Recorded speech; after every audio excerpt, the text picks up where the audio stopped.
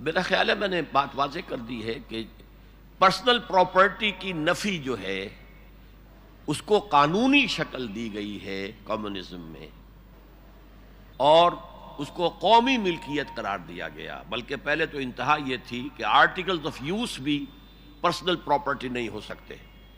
پھر ایک عرصے کے بعد انہوں نے کہا کہ آرٹیکلز آف یوز جو ہے، آپ کے پاس ایک سائیکل ہے، وہ سائیکل آپ کی ہو سکتی ہے، ایک گھر ہے، ایک گھر آپ کا ہو سکتا ہے، ملکیت ہو سکتی ہے۔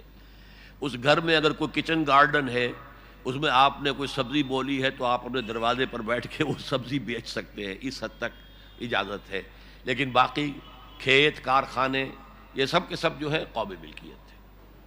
اس میں جیسا کہ میں آپ کو بتا چکا ہوں، انسینٹیو ٹو ورک کم ہوتا چلا گیا۔